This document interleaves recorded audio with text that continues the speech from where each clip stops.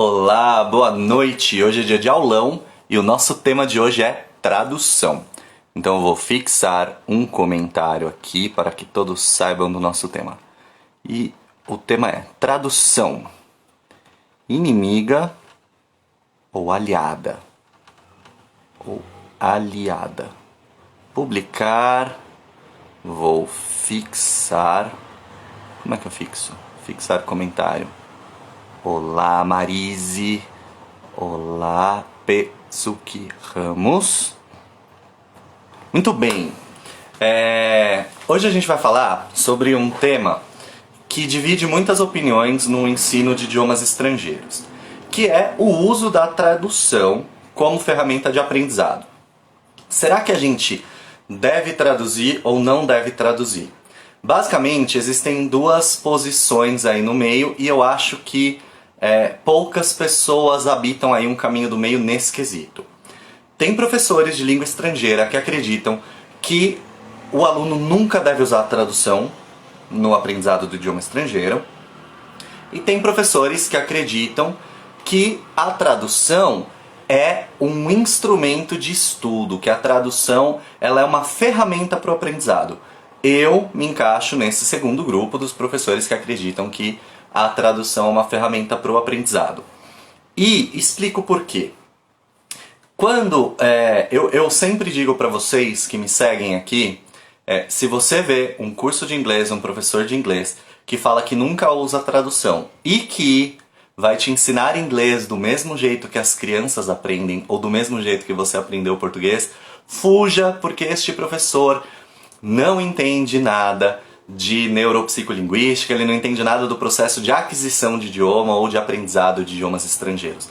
A gente que é adulto não aprende um idioma estrangeiro do jeito que as crianças aprendem, certo? Se você está no Instagram, você tem que ter acho que mais de 16 anos, você já não tem mais a possibilidade de aprender um idioma estrangeiro do jeito que você aprendeu o português quando você era criança, porque inclusive o nosso primeiro idioma, ele é adquirido, ele não é aprendido.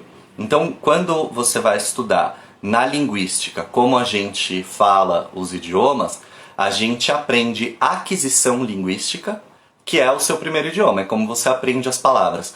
É como as palavras impressionam os nossos neurônios, o nosso cérebro pela primeira vez, certo? Esse é um processo, tá bom? Outro processo é o processo de aprendizado do segundo idioma. Esse sim é um processo de aprendizado, tá bom? Os professores que defendem o não uso da tradução são professores que acreditam em métodos imersivos. Eu acredito em métodos imersivos quando eles são de fato imersivos. Então, se você vai estudar inglês num país de língua inglesa, então se você vai para a África do Sul, para o Canadá, para os Estados Unidos, para a Austrália, para a Inglaterra, eu acredito que você possa viver um processo imersivo e aprender com pouquíssima tradução. Mas se alguém te fala também que aprendeu inglês sem traduzir nada, aí eu acho que a pessoa está mentindo, honestamente, né? Tem professores que têm métodos que eles alegam ser bem-sucedidos de pessoas que aprenderam sem tradução, mas é um problema, né? Porque aí o aluno fala, não, eu fiz inglês com esse cara, e eu falo tudo em inglês sem nunca traduzir nada, e aí você, não sei, não acompanhei o seu processo de aprendizado. Ah, Daniel, então você desconfia? Desconfio. Desconfio, eu tenho quase certeza que a pessoa está mentindo ali e que todo mundo vai traduzir em algum momento.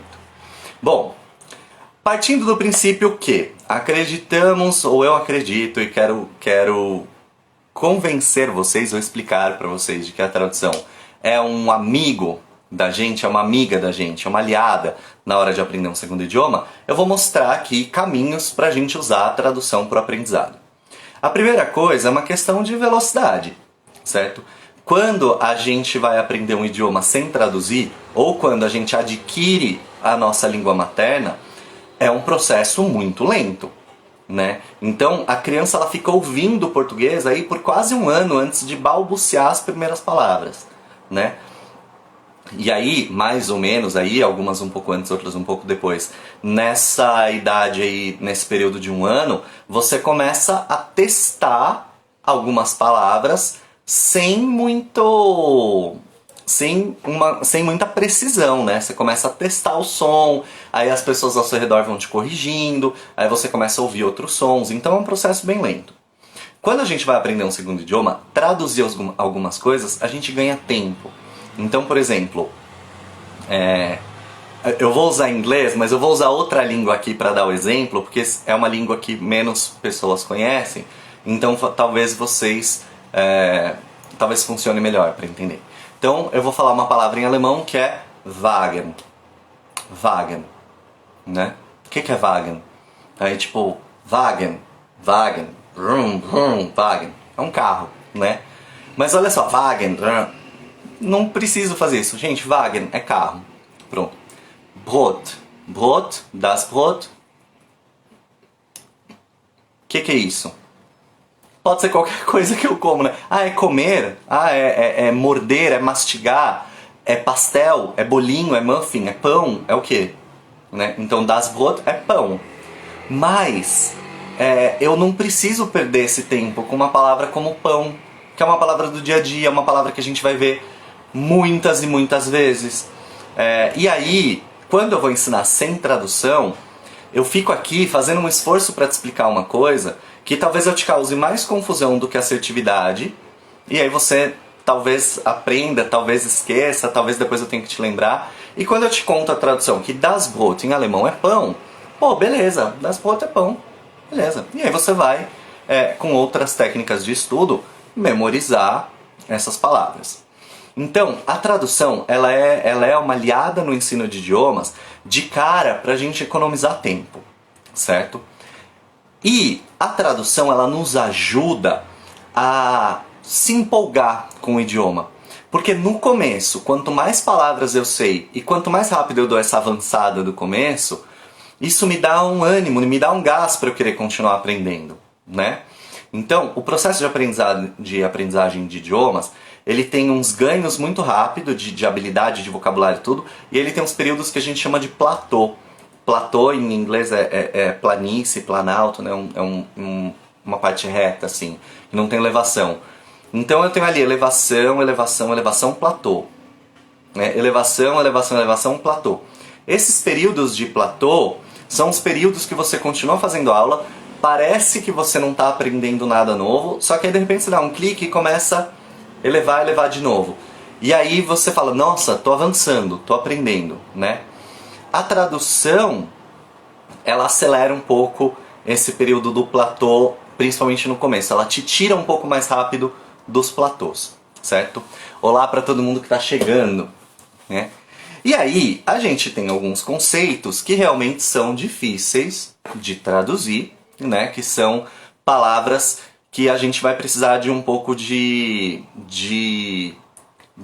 outras habilidades aí para fazer a tradução. E aí a primeira regra, a primeira coisa que a gente precisa saber é: a gente sempre traduz em contexto, né? A gente sempre vai traduzir as coisas em contexto. A gente nunca vai traduzir as palavras por si mesmas, né? Por elas próprias. Bom, seguinte, uma das coisas que a gente precisa saber quando a gente vai aprender um idioma novo, qualquer que seja esse idioma, o número de palavras em um idioma. Então, uma frase com 5 palavras, por exemplo, em português, ela não necessariamente corresponde a uma frase com 5 palavras em inglês, certo? Um exemplo que eu vou te dar é aqui, ó. Estou escrevendo aqui. Gente, quem está chegando, seja muito bem-vindos e bem-vindas. A gente está fazendo uma defesa aqui do bom uso da tradução para o aprendizado de idiomas. Então tem uma frase aqui, ó, I like to dance. Para quem nunca viu inglês, não se apavore. Se você procurar o aulão de verbos, você já vai conseguir fazer essa frase, ler, escrever e produzir outras frases semelhantes a essa. Mas hoje eu não vou ficar muito nessa parte, porque eu quero falar do uso da tradução. Então, ó, I like to dance. Eu gosto de dançar, tá bom? Olha só. I like to dance. I like to dance. Eu gosto de dançar. 4 palavras, 4 palavras. Isso é um problemaço, porque quando eu faço isso e dá certo, Eu falo, ufa, entendi como funciona, agora eu vou que vou. Só que aí, eu tenho uma outra frase aqui.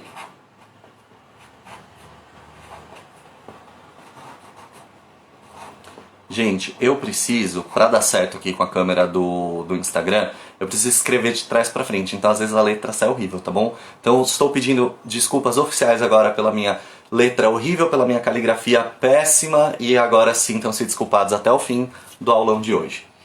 I like music. I like music. Eu gosto de música. Eita. I like to dance. Eu gosto de dançar. I like music. Eu gosto de música. Já deu errado, certo?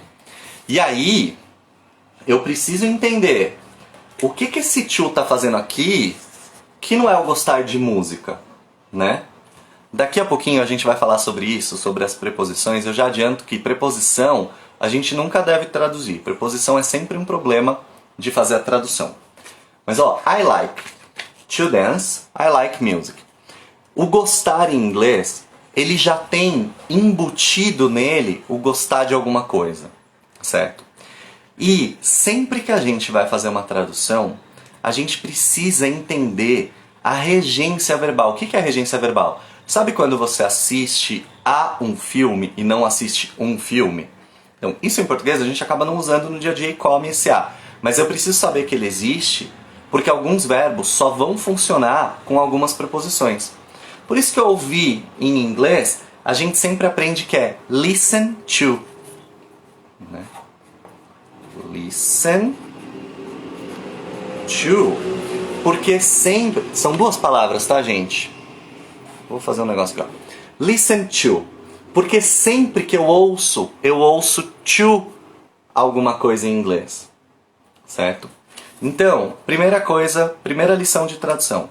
Quando você vai aprender qualquer idioma, o número de palavras de um idioma não corresponde ao número de palavras no idioma alvo, ou seja, no idioma que você está executando essa tradução. Tá bom? Quando a gente vai aprender uma nova língua, é muito importante que a gente esteja de mente e coração abertos para aprender a olhar para o mundo, para o mesmo mundo que a gente vive, de um outro jeito, com outros olhos, sob uma outra perspectiva, tá bom? Porque a gente vai falar sobre as mesmas coisas de jeitos diferentes. E aí eu quero chegar em palavras difíceis de traduzir. Tem um grupo de pessoas aí, uns 50% da população, que diz que algumas palavras não se podem traduzir em outros idiomas, certo? Tem um grupo aí de 50% da população que diz que você pode traduzir as coisas assim. Uma dessas palavras é qual? Saudade, né? Então você vai ter gente defendendo ferrenhamente que você pode traduzir saudade em inglês e que a gente fala da saudade com o verbo miss, que sentir saudade é o verbo miss. Então, a frase I miss you significa I miss you, significa eu tenho saudade de você. Então vamos olhar aqui como fica I miss you. I miss you. I miss you. Na pronúncia, a gente emenda o fim do verbo com o you. I miss you. Eu sinto saudade de você. A tradução mais literal do verbo miss é sentir falta. Então, na verdade, I miss you quer dizer eu sinto sua falta. Como a gente sempre traduz em contexto, eu posso transformar o eu sinto sua falta no eu tenho saudade. Porque em português é mais comum, mais frequente, mais esperado que eu diga que tenho saudade do que dizer eu senti a sua falta, né? Em contexto geral. Agora, olha só. Esse mesmo verbo, ele é muito usado para dizer mistério, que rufem os tambores. Vamos ver se dá para entender esta caligrafia. I miss the bus. I miss the bus. Olha só, I miss you, eu traduzo como eu tenho saudade de você, eu sinto sua falta. I miss the bus. Eu não sei se alguém tem saudade de ônibus. Pode acontecer e é tranquilo, né? Se é o seu caso, é tranquilo. Mas conta aí pra gente nos comentários, se for o seu caso, porque eu fico curioso mesmo, né? Normalmente a gente não tem saudade do ônibus e a gente não sente falta do ônibus. A gente perde o ônibus. Ah, mas perder em inglês não é lose, né? Perder em inglês é lose. Só que em inglês, e aí é a importância do traduzir no contexto também, em inglês eu não posso perder uma coisa que eu não tenho, que não é minha. Em inglês eu só perco as minhas posses, as coisas que me pertencem. Então quando eu falo eu perdi o ônibus, eu não sou o dono do ônibus. Eu sinto falta do ônibus. Por isso que em inglês a gente vai usar o miss e não vai usar o lose. Você não fala I lost the bus, né? Eu perdi o ônibus. Você vai falar I missed, que é o verbo miss no passado, I missed the bus, certo? Então, miss, eu posso traduzir como sinto saudade? Pode, porque nenhuma tradução é absolutamente literal, certo? Uma outra questão são as inversões de palavras, né? A gente tem algumas categorias de idiomas no mundo, mas a gente tem duas grandes categorias, que são os idiomas SVO, sujeito, verbo, objeto, e SOV, sujeito, objeto, verbo. E a gente vai ter aí outras categorias que o objeto vem primeiro, o verbo vem por último. A gente tem uma categoria que é sujeito, objeto, verbo, sujeito, verbo, objeto. Tem alguma outra aí que é curiosa, eu não vou lembrar agora. Mas isso quer dizer o quê? Que eu posso falar aqui, Júlia caiu bem, saudade de andar de ônibus sem máscara no horário de pico. Exatamente. É o único jeito que dá pra você sentir saudade do ônibus. A gente fala, por exemplo, eu bebo água, né? Tem idiomas que o verbo vai por último, então eu, água, bebo, certo?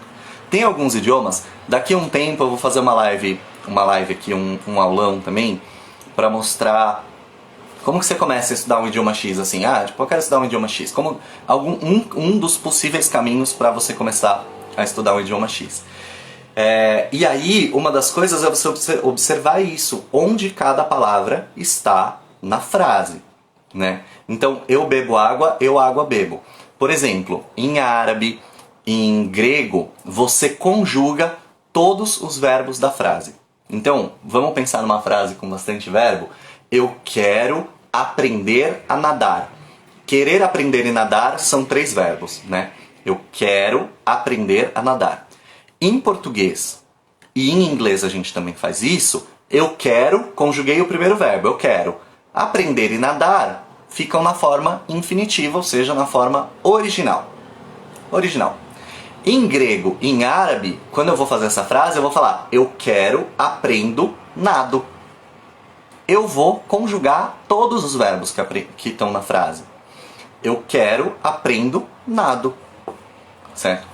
Se a gente traduz literalmente, ao pé da letra, se a gente traduz exatamente o que está escrito, a gente vai escrever isso, eu quero, aprendo, nado. Faz sentido em português? Não faz sentido em português, né? Como diz aquela personagem que ainda não aprende o nome, posso traduzir desse jeito? Pode. É de bom tom? Não é de bom tom. Certo? Não faz sentido. A tradução precisa fazer sentido, certo? Uma grande diferença do inglês para o português é o uso de verbos auxiliares. Verbos auxiliares, como o próprio nome diz, são verbos que auxiliam, que ajudam a gente a transformar os outros verbos.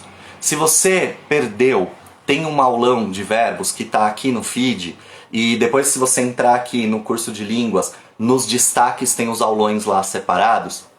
Nesse aulão de verbos, eu explico que em inglês o verbo ele vai ter pouquíssimas mudanças. Então, quando você aprende um verbo em português, você aprende aproximadamente 65 palavras. Em inglês você aprende 4 ou 5 se for um verbo irregular, né? Porque eu tenho poucas palavras, eu preciso de muitos recursos para poder falar tudo que eu quero. Um desses recursos são os verbos auxiliares. Por exemplo, em inglês, eu não tenho uma forma verbal do futuro. Então, o verbo não vai se transformar em falarei, comprarei, compraremos, estudarás. certo? Eu vou usar a palavra will antes do verbo. E will, que é um verbo auxiliar de futuro, vai transformar tudo o que vem na frente em futuro, certo? Então, aquela primeira frase, I like to dance, que a gente viu hoje na aula, se eu colocar um will aqui antes do verbo, I will like to dance, ela vai se transformar em eu gosto de dançar para eu gostarei de dançar, certo? Eu gostarei de dançar. E a gente, quando vai traduzir, também pode escrever eu vou gostar de dançar, certo? Por quê? Porque eu não preciso do mesmo número de palavras de uma língua para outra e porque eu posso deixar essa tradução mais palatável para o idioma que eu estou traduzindo. Então, em português, a gente usa esse futuro formal pouquíssimo, né? Com pouquíssima frequência. É incomum, é um pouco estranho você ouvir alguém falando eu gostaria de fazer tal coisa, né? Eu trabalharei amanhã, né? Trabalharás amanhã? Trabalharei, trabalharemos, né? É incomum. Tanto que a Tata Werneck, esse é um recurso que ela usa muito para fazer piada, né? Ela usa os tempos futuros formais para fazer piada. Ela vira pro convidado e fala, e trabalharás amanhã? Né? E isso soa naturalmente engraçado, porque é algo que a gente não diz. A gente sabe o que significa, mas quando a gente ouve, parece que alguém está fazendo uma piada com a gente, porque a gente não diz isso, certo? Então, os verbos auxiliares em inglês, eles não se traduzem. Agora, os verbos auxiliares, eles não são só os verbos que ajudam a gente a fazer perguntas ou que ajudam a gente a determinar o tempo. Por quê? Em inglês, quando eu vou fazer uma pergunta, aqui ó, I like to dance. Quando eu vou perguntar, você gosta de dançar? Eu transformo esse I em you, porque é você, né? Então, quem sabe faz ao vivo, mais ou menos, né? You like to dance, tá horrível. Tá horrível, vou fazer aqui em cima. You like to dance. Aqui é uma afirmação. You like to dance, você gosta de dançar, certo? Para transformar isso em uma pergunta, no tempo presente, eu preciso de um verbo auxiliar. Então eu vou escrever aqui na frente um do. E colocar uma interrogação que ficou horrível aqui atrás. Então, ó, do you like to dance? Esse do, a função dele em inglês é me contar que isso é uma pergunta e que está no tempo presente. Do you like to dance? Virou uma pergunta. Então, em português, olha o problema que a gente já tem. Você gosta de dançar? 4 palavras, uma afirmação.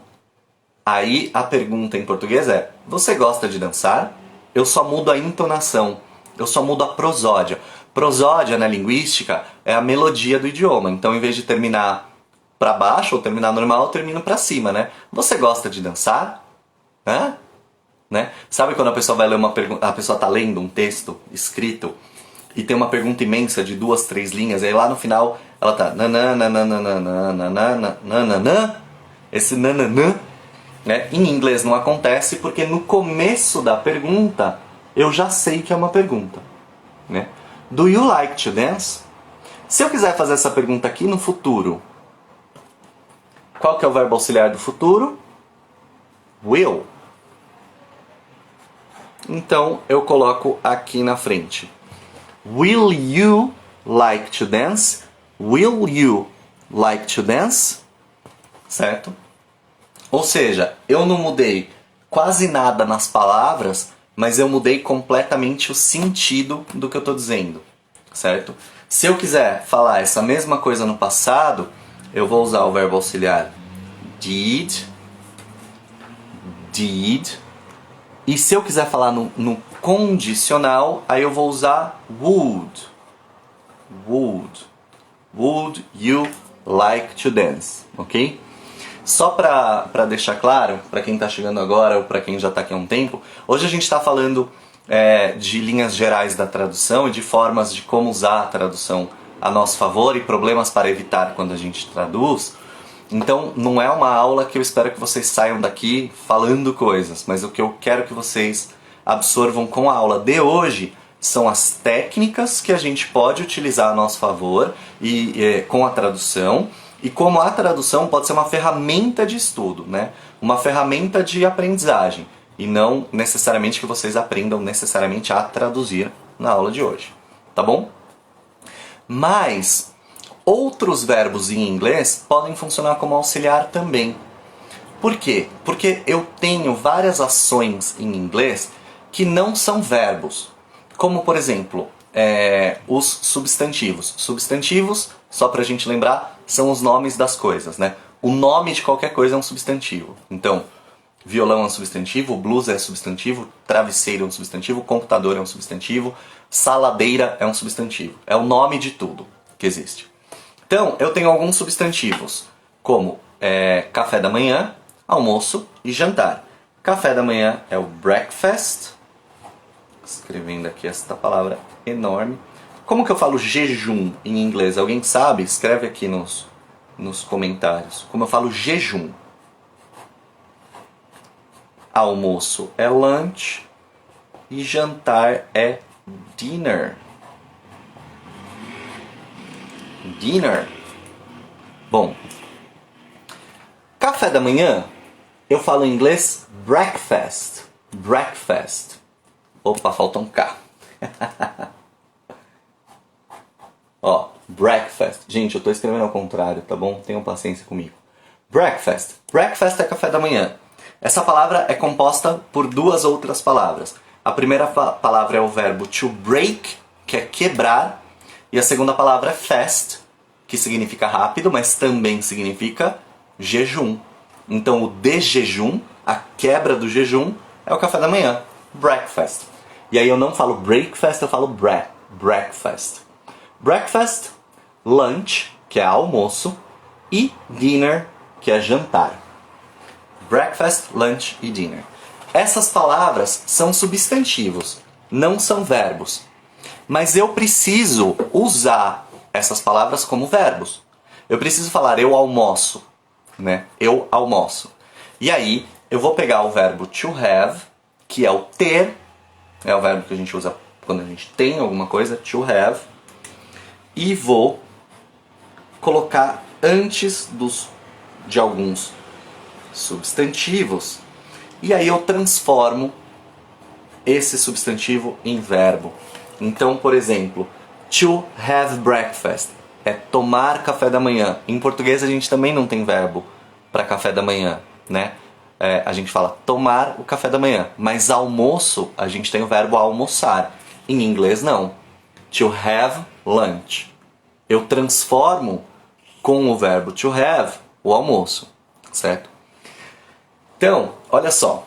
Se você está estudando sozinho e você colocar lá no Google Tradutor almoçar, sem nenhum contexto, ele vai escrever lunch na tradução. Se você colocar eu almoço, ele vai escrever I have lunch.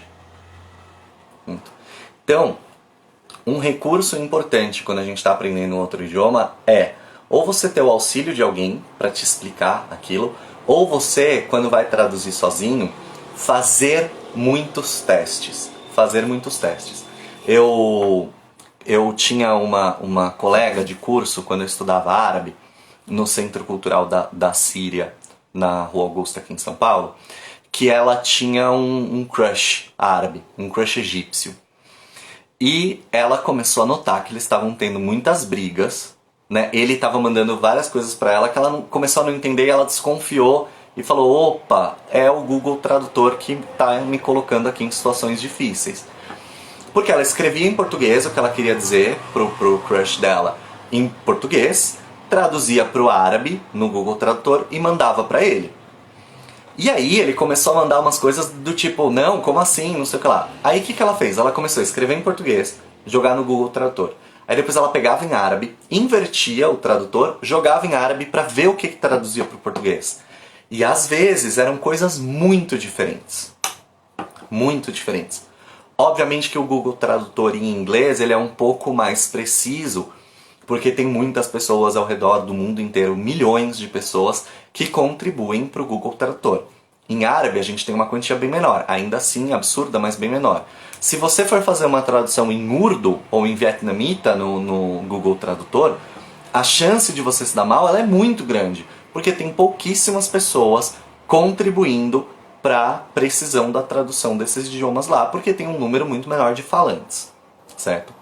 Mas isso é uma questão importante. Quando eu falo almoçar, ele vai me dar como lunch, né? Já fiz esse teste várias vezes. Quando eu falo eu almoço, aí ele me dá a frase correta, I have lunch, ok? Agora, como que a tradução me ajuda no aprendizado? Se eu sei que lunch é almoço e que have lunch é almoçar, que com o verbo have ele é um auxiliar e ele me ajuda a transformar essa palavra que está aqui na frente, eu sei que dinner é jantar. E aí eu faço um teste, né? I dinner... não funcionou. A pessoa que está me ouvindo não colou. Ou o tradutor não colou. I have dinner, eu janto, né? Como é que falo eu jantarei, né? Ou eu vou jantar. Eu vou jantar. I will have dinner, né? O will, ele não significa vou. Ele transforma o verbo em jantarei. Ele é a terminação ei do verbo. Só que no caso do inglês ele vem antes. Ok? Por exemplo, ducha, né? O chuveiro. O chuveiro, a ducha, em inglês é shower. Shower. Shower significa ducha. Né? Como que eu falo tomar banho? To have shower. I have shower. Eu tomo banho. Certo? Ah, mas então em inglês é tomar e em português é ter? Então, por isso que as traduções sempre têm que ser feitas em contexto. Porque fora de contexto elas vão perder o sentido. Certo? Uma coisa que a gente nunca deve traduzir diretamente são as preposições. Preposições são aquelas palavrinhas pequenas que normalmente elas completam ali o sentido entre verbo e substantivo. As preposições elas criam relações entre as palavras. Então, por exemplo, aquela célebre frase em inglês: The book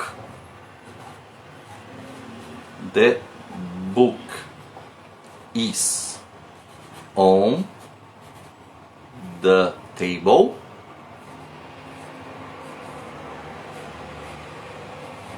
The book is on the table. I love these big classes. Eu amo esses aulões. Hello, Daniela Wesley. Gente, desculpa se às vezes eu não respondo alguém aqui nos comentários. É que eu tô concentrado aqui, às vezes eu não olho aqui. Muito obrigado a todo mundo. The book is on the table. On the table a gente aprende lá numa aula de preposições no curso básico de inglês, que significa sobre, em cima, né? Mas quando eu vou falar sobre você, eu falo about you e não on you. E quando eu vou falar no sábado, eu vou falar on Saturday, né? E não in Saturday, que a gente aprende que é em. Preposição nunca se traduz diretamente. O papel das preposições em todos os idiomas é criar um relacionamento entre as palavras. Então quando eu falo the book is on the table, eu estou criando uma relação entre o livro e a mesa, que o livro está aqui em contato em cima da mesa. Se eu trocar a preposição, eu vou mudar esta relação. Se eu falo que o livro está under the table, vou pegar uma outra coisa para ficar um exemplo, né? Se eu falar que aqui the pen, a caneta, está under the table, que a minha mão está representando, eu mudei a relação. On the table, under the table, next to the table, behind the table, over the table, in front of the table. Só que essas palavras, esses significados das preposições, eles servem quando eu estou falando de lugar, né? Então, on é sobre a mesa, Sim, só que quando eu vou falar de você, eu falo sobre você, eu falo about you. Se a gente precisar discutir uma proposta, um contrato, uma oferta, eu vou falar about ou of. Of é aquela palavrinha em inglês que é O e F. Eu vou dizer of, com som de V. E of é uma outra preposição que eu vou usar quando algo está fora. Of. Primeira palavra, of, com som de V. Segunda palavra, off, com som de F. Ok? Então, quando eu uso uma preposição, por exemplo, de alguém ou de alguma coisa, eu posso usar of ou eu posso usar from. Sabe quando vem no cartãozinho do presente? To, from. From indica a origem de alguma coisa. Agora olha que interessante, o verbo aprender. Em português, a regência do verbo aprender é com. Então, eu aprendo inglês com o Daniel. Eu aprendo inglês com o Post English, com o curso de línguas. Em inglês, você diz, eu aprendo inglês from Daniel. Eu aprendo inglês do Daniel. A origem do que eu estou aprendendo é o Daniel. I learn English. Eu aprendo inglês. I learn English from Post English, que é o nome do curso, que se você clicar aqui no meu perfil, na bio vai ter um link para você conhecer o Post English, se matricular e começar a falar inglês de um jeito muito rápido, muito divertido e muito correto, e avançar e voar e conquistar o mundo e os seus sonhos. Tá bom? Mas pode fazer isso depois do aulão, não tem problema. Então, from é a origem. I learn English, eu aprendo inglês from Post English. A origem do meu aprendizado, a origem do conhecimento é o Post English, e aí você vai lá e absorve, retira esse conhecimento de algum lugar, certo? Deixa eu ver o que eu preciso mais falar aqui. Eu já falei dos verbos auxiliares e eu já falei do verbo to have como auxiliar. E olha só, claro que a gente vai ter os false friends, que são aqueles falsos amigos. Tem um destaque também aqui no curso de línguas com alguns testes divertidos de falsos amigos, que são palavras que parecem uma coisa na nossa língua, mas significam outra coisa na língua estrangeira. A tradução é um grande aliado para a gente não cair na armadilha dos false friends. Quando a gente não traduz, a chance da gente se dar mal com essas palavras é muito grande, né? Porque, por exemplo, em inglês, a palavra actually é um amigo falso, um falso cognato até famoso, actually. Actually significa na verdade. Mas não é atualmente? Não. Atualmente é currently. Currently. Currently, atualmente, actually, na verdade. Tá bom? Por que isso me ajuda? Porque se eu vou te fazer uma explicação em inglês do actually, você pode entender e você pode não entender. A tradução, ela é uma coisa muito importante no mundo, ela é uma profissão muito importante, inclusive, né? Porque muitas pessoas vão estudar um segundo idioma para serem tradutores, ela garante que o meu interlocutor vai me entender. Se eu sei traduzir e se eu aprendo a traduzir bem, automaticamente ou consequentemente, eu aprendo a falar bem, eu aprendo a escrever bem. Porque quando eu traduzo, eu estou criando uma garantia de que a mensagem vai chegar inteira do outro lado, né? E se eu sei traduzir, se eu sei o que as coisas significam e correspondem no meu idioma, no idioma que eu estou aprendendo, eu faço esse caminho com muito mais rapidez.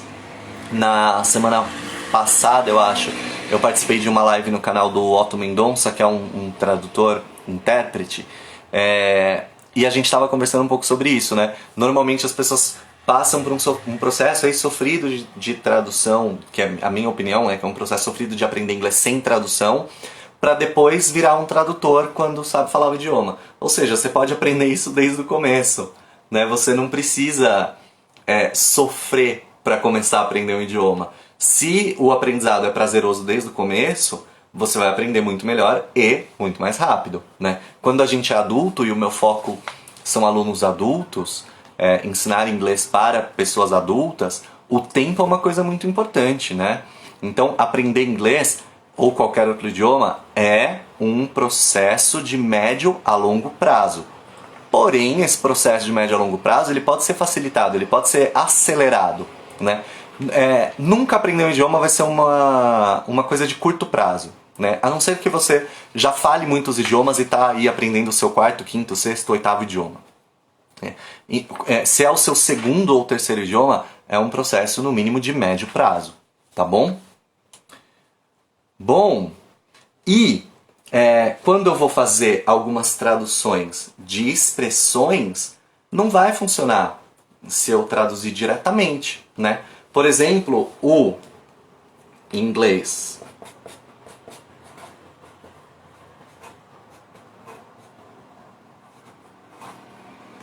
I think so. I think so significa eu acho que sim. I think so. Literalmente está escrito eu penso positivamente, né? Eu penso de forma consequente, positiva, que leva a algum lugar. E quando eu vou falar eu acho que não, eu vou falar eu não penso positivamente sobre esse assunto. Em inglês eu vou falar I don't, eu vou inserir um don't aqui no meio, I don't think so, certo? Eu nunca vou poder traduzir isso ao pé da letra. Ao mesmo tempo, se alguém traduz para mim e me diz o que significa, eu resolvo um problema em 4 segundos que alguém tentando me explicar o significado disso aqui sem traduzir pode levar horas e pode ser que daqui 2 meses eu use isso aqui errado, porque eu não entendi completamente. Porque para eu entender o significado de uma palavra sem traduzir, eu preciso ter bagagem, eu preciso ter idioma, eu preciso ter repertório do idioma na minha cabeça, certo? Por isso, a não tradução eu acho que é uma excelente técnica para os estudos intermediários e avançados. Para o básico, a tradução te economiza tempo e te dá muito mais prazer de estudar, certo?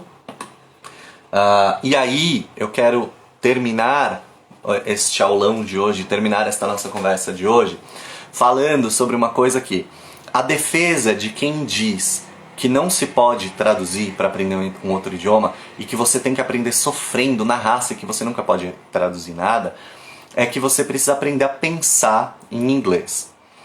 Esta é uma questão muito delicada e muito importante, porque quando a gente fala, a gente não elabora o que a gente vai falar primeiro no pensamento e depois fala. Então, eu não penso.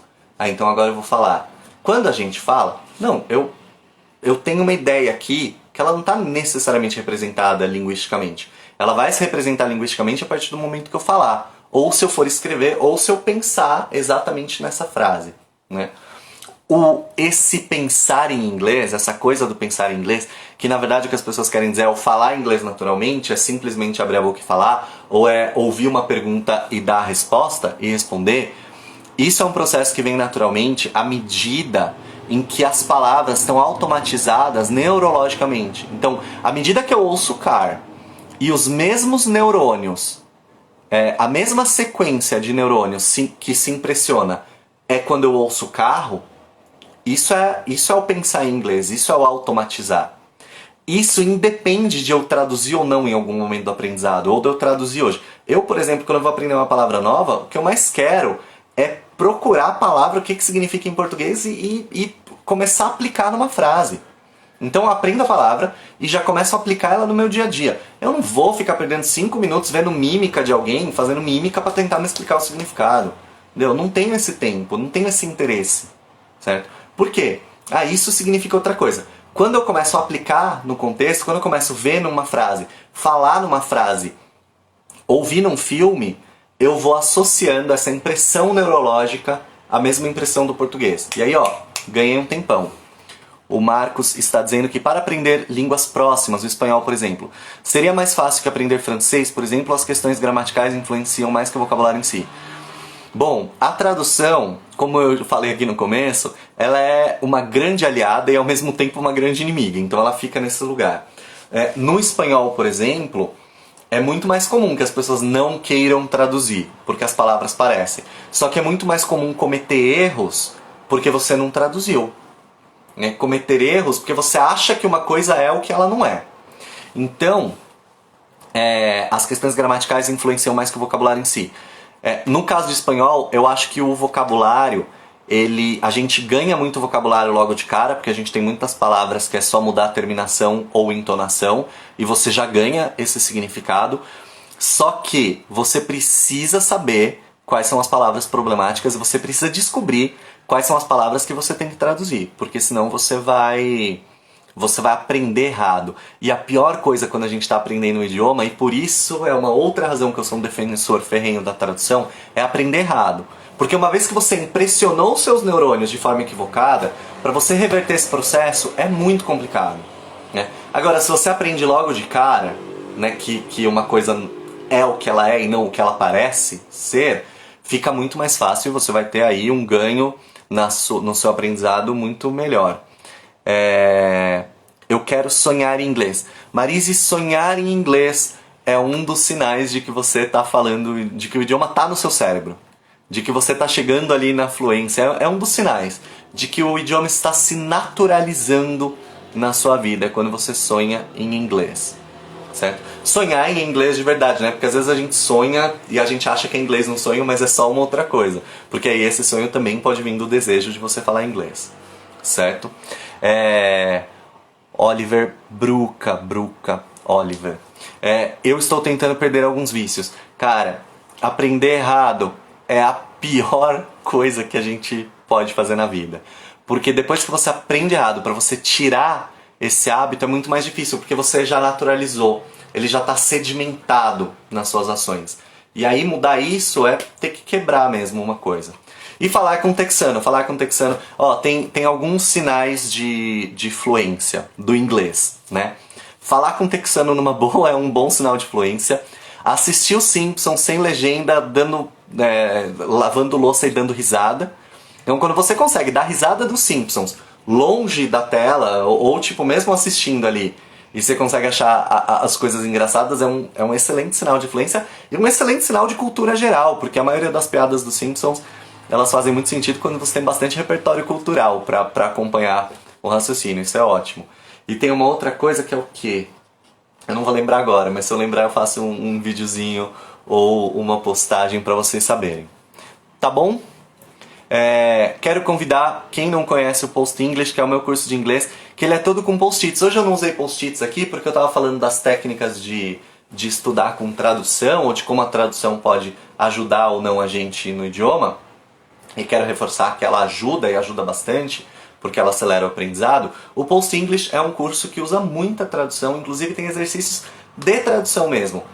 Coisas em português para você ter que falar em inglês, porque isso também é um tipo de tradução que ajuda muito a gente. É traduzir do nativo, do nosso idioma nativo, para o idioma alvo, para o idioma que a gente está aprendendo, né? Essas coisas de poliglota fala essas coisas, que é idioma nativo, idioma alvo, né? Que é o que você vai aprender, uns jargões aí.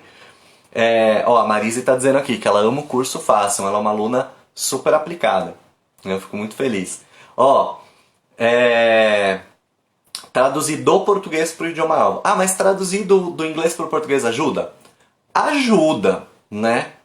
Mais que ajuda, eu diria, não atrapalha. Mas traduzir do português para o idioma alvo, aí você vai efetivamente saber se você está sabendo criar no outro idioma ou não. Porque ser passivo num idioma que você está aprendendo, ou seja, escutar, ler, entender, é muito mais simples. Ser ativo nesse idioma, ou seja, você falar, você escrever, você colocar as suas ideias, é muito mais complicado. Então a gente precisa aprender como fazer essas coisas, tá bom?